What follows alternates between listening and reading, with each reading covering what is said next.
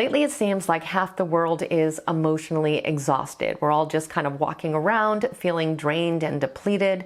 And when we feel this way, everything seems difficult and overwhelming, and it's really hard to get through everything that we need to get through. And there are so many different reasons why we may be experiencing emotional exhaustion, but today I want to focus on one specific habit that can directly lead to us feeling this way that we're probably engaging in a lot more than we think. I know I have definitely been guilty of it, and it's a habit that we all need to break. But first, if you're new here, my name's Nina. I help people to transform their lives through understanding their own psychology. So if that's a type of support you may find beneficial, don't forget to hit the subscribe button down below. But I want to go ahead and jump right into why I think so many of us are going through this right now. And I really think it has a lot to do with the fact that so many of us are putting our energy in the wrong places and giving into the useless and tiring tendency of trying to change the unchangeable and trying to control things that really are out of our hands. Now, before you get the wrong idea, I do have to stress the fact that, of course, in our life, there are many situations that are changeable or fixable, and that taking action in many situations can certainly improve things. But that is not always the case, and it can be a very difficult distinction to make, which is what today's video is all about. And I think this is so important because more than ever, I hear people saying that they are really unhappy with their lives. They're unhappy with all kinds of things that are going on around them and things that they don't agree with and specific things that are happening within their own life.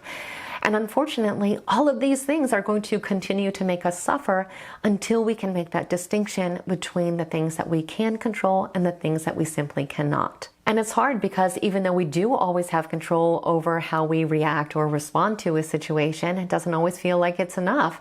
Sometimes we feel like we can't be happy unless the thing that is out of our hands is changed, or we feel like we simply can't accept what is. So we try to fight it. We can end up putting all of our emotional energy into doing this, even though trying to change something that is no longer changeable is not only futile, but can also make us mentally and physically ill, and can certainly lead to emotional exhaustion because we are putting everything that we have into trying to fight reality. And if we look at this all through an emotional lens, it's easy to see why we would be driven to try to do this. For one, in life, of course, we want to feel like we have control. And when things don't go our way, it can fill us with all kinds of negative emotions, from frustration to despair. So trying to change the unchangeable can sometimes just be a way for us to cope with the feeling of not being in control. Other times we can just have unrealistic expectations. We may genuinely not understand what is possible and what is not.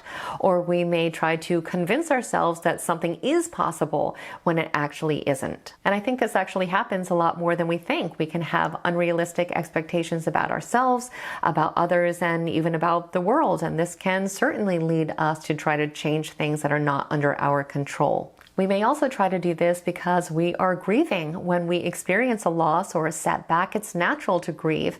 And grieving really is the process of coming to terms with what has happened and accepting that it can't be changed.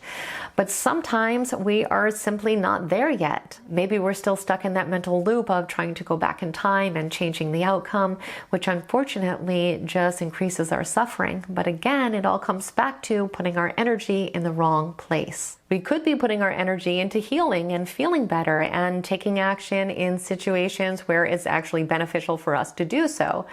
But instead, we end up feeling drained. Now, again, this is not the only factor that can contribute to us feeling this way. However, if this is a habit that you recognize, you will start to feel better once you address it in a healthy way. So how can we do this? How can we break the habit of trying to change the unchangeable? The first thing that we can do is to identify the things that we can and cannot control. Think about what's going on and then sit down and write out a list of all the things that you have control over and the things that you do not. This awareness is essential because once you identify the things that you cannot change, you can stop directing so much emotional energy at them. And if you're not really sure what these things could be, some examples of things that we cannot change are the past, other people's thoughts, feelings, and actions, illnesses, natural disasters. These are the types of things that we want to look for. Now, of course, after writing this list, if we do notice that there are actually aspects of this situation that we can help or change, then by all means, we need to take action. We need to do everything that we can. But if we really are not sure, sometimes we just need to be a little bit more honest with ourselves or a little bit more objective. And we can also ask ourselves some helpful questions like, is it outside of my control? Is it something that has already happened? And is it something that is beyond my influence? Once we determine this, we can begin to put our energy into the things that we can control and take our energy away from the things that we cannot. The second thing that we need to do is to accept the things that we cannot change. Now, this does not mean that we have to like them or agree with them, and believe me, I know that this is not always easy to do. But it is possible when we recognize that some things in life really are beyond our control. And because of this fact, trying to change the unchangeable does nothing but lead to further stress and frustration. And another part of this is learning to accept and embrace uncertainty. Uncertainty is unfortunately a part of life, and when we can come to terms with this, we will start to experience a lot less anxiety. Please know, however, that learning how to accept the things that we cannot change does take a little bit of time, so don't be discouraged if you don't see immediate results. Something that you can do to help yourself is to allow yourself to feel the emotions that you are feeling.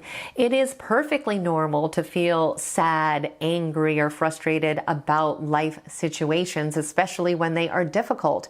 So don't feel like you need to bottle up these emotions or pretend that they don't exist. It's also really important that we find healthy coping mechanisms to help us deal with these strong emotions, whether that be exercising, journaling, spending time in nature, meditating.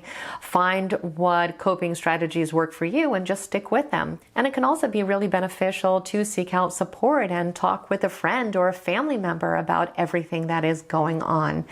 And if you feel like you still need support, you can also reach out to a licensed counselor or a therapist. They can certainly help you to manage and process your emotions and find healthy ways to cope. Another thing that we can do is to find the good in the reality that we have. It is a very powerful strategy to focus on the positive, but when we are so busy trying to fight the aspects of our reality that we don't like, we often miss the good completely. And when things are difficult in our life, it's very easy for us to focus on the negative. However, it is so important that we remember that there are always positive aspects of our life, even when times are tough. And we need to try to put our emotional energy into these things and in remembering to acknowledge and appreciate all the things that we are grateful for. And if we do this, we will recognize that there are so many aspects of our life that we don't want to change. And something else that's helpful is to practice self-care. When we're in the middle of a challenging situation, it is so important that we take care of ourselves both mentally and physically. So we need to do the obvious things like make sure we get enough sleep and that we're eating well and that we're getting exercise and spending enough time alone. But we also need to make sure that we're spending time with loved ones and that we're doing things that we enjoy.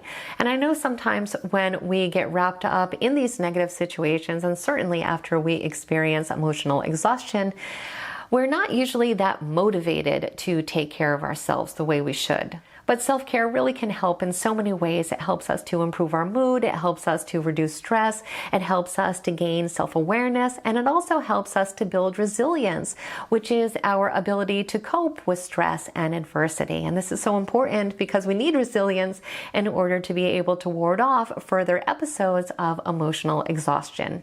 So these are the techniques that I have found to be the most helpful, but we just have to remember that even though everything in life is not under our control, we can always control how we respond to situations and what we choose to focus our energy on. We just have to learn how to differentiate between what we can control and what we cannot. And I know it's not always easy, and I'm definitely still working on it as well, but when we can learn this skill, we are definitely helping to improve our mental health. So as always, I truly hope you found today's video to be helpful and insightful. If you did, please like it, share it, and definitely become a subscriber if you are not one already. I would absolutely love it if you stayed connected. I want to thank you so much for spending time with me today and for investing in yourself. And I hope the rest of your day is extraordinary.